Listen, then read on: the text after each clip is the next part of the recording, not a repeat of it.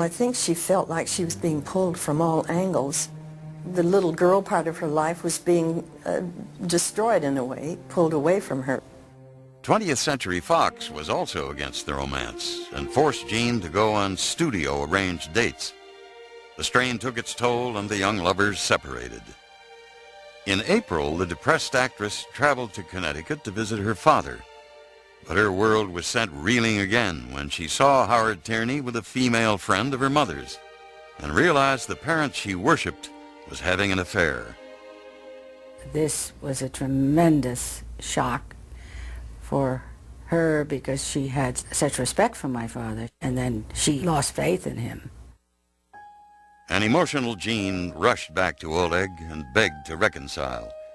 Together, they decided to defy her parents and the studio. On June 1st, 1941, she purchased an airline ticket to Las Vegas using an alias, the outlaw Belle Starr. And that night, she and Oleg secretly married.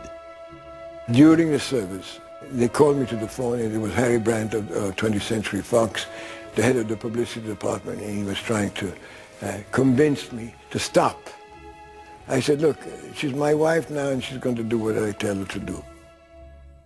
Oleg was fired from his design job at Paramount Pictures, and a furious Howard Tierney told the press he would try to have his daughter's marriage annulled. Defying her father, Jean dissolved the corporation he had formed to hold her salary. But she was stunned to discover that her entire savings were gone. A desperate Howard had taken them all in a failed attempt to save his collapsing business. There was no money there, and that was a tremendous shock to all of us. The actress was devastated by his betrayal, an agony that deepened when her parents divorced. She vowed never to speak to her father again. The foundation of Jean's life, her family, had been shattered. But for a time, she found escape in roles that would elevate her to the top ranks of Hollywood stardom. Despite Jean Tierney's bitter personal battles, the actress's career climbed higher. Her gorgeous face graced countless magazines. Her films were hits, and in the summer of 1941, United Artists hired her husband, Oleg Cassini, to design her exotic wardrobe for the melodrama The Shanghai Gesture. Back at Fox, Jean smoldered as a Polynesian native opposite Fox's top star, Tyrone Power, in Son of Fury.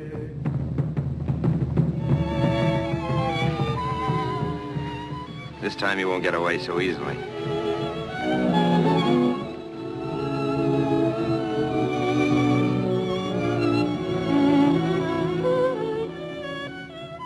She was busy every day, all the time. She wanted to be a great actress. So she studied very, very hard. We would rehearse her lines up to 1 o'clock in the morning. It was a very boring thing for me. If you didn't have a face like that, our quarrels would last a lot longer. We'll have plenty of time to fight after we're married. Right now, let's go out and celebrate our engagement. That December, Fox reteamed Jean with Henry Fonda for her first screen comedy, Rings on Her Fingers, in which she played a seductive con artist. Spruce Mass, yes, I see her. I like her topsides. Good sheer.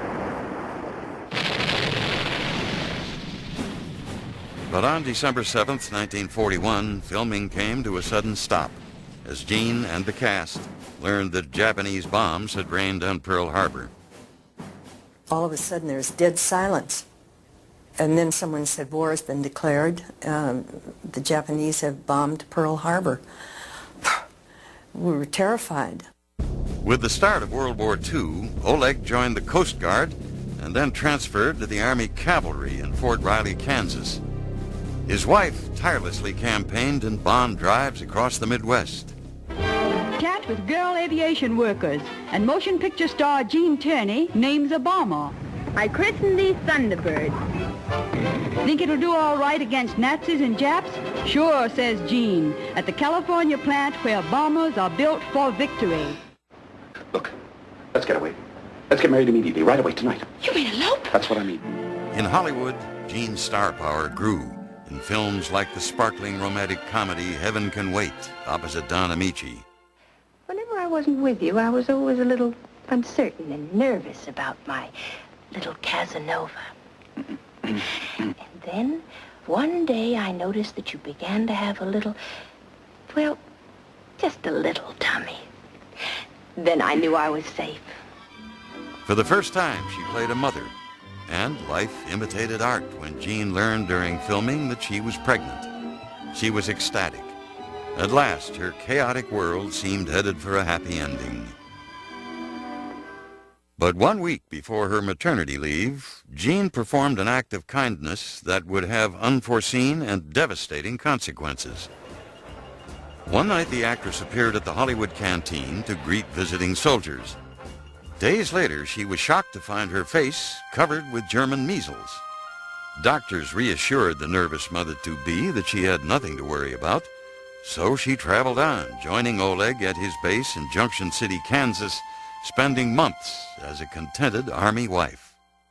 She was the happiest I've ever seen her, because maybe it's because of far away from Hollywood and the intrigues and all that, but as an Army wife, she was happy, very, very happy.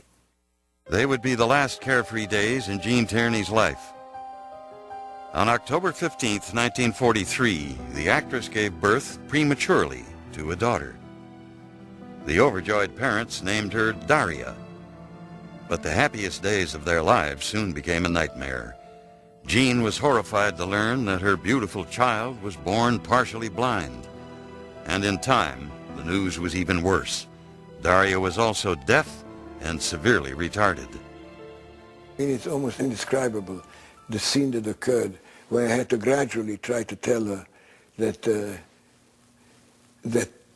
there was no hope.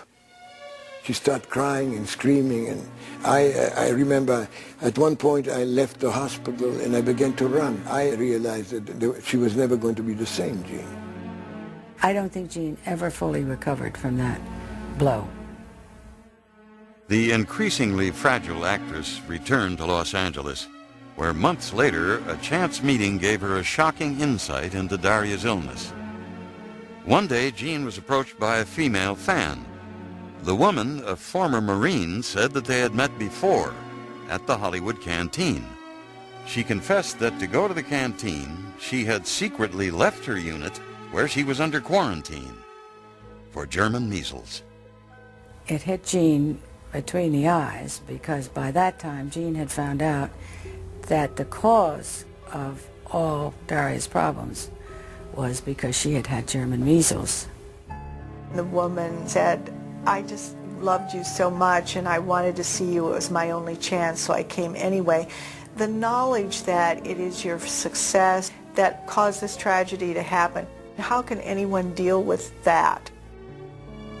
Jean's feelings of guilt and anger tore at her mind as she returned to 20th Century Fox. She tried to turn down the movie waiting for her, the project originally planned for Jennifer Jones. Its first director was fired days into shooting, and Jean was convinced the film would be a failure. The movie was the romantic mystery, Laura. Every woman will feel that when it comes to men, Laura gets by with murder. Every man will feel that when it comes to murder, it couldn't involve a more enticing girl. The actress played an apparent murder victim who turns up to become a murder suspect. Her portrait alone inspires a tough detective played by Dana Andrews to fall in love with her. They could not have had a more perfect leading lady for Laura than Jean Tierney, because all the qualities of Laura, the mystery, the beauty, the strange, haunting qualities she has. What are you trying to do? Force a confession out of me? You've been holding out, and I want to know why. It'll be easier for you if you tell the truth. What difference does it make what I say? You've made up your mind I'm guilty. Are you? Don't tell me you have any doubts. In the case of Jean Tierney, she was so exquisite that you just looked at her and you knew why Dana Andrews had fallen madly in love with her. When I was working on the score, I kept looking at her all the time. I'd run sequences and there's this fabulous creature. you come across something marvelous and it inspires you.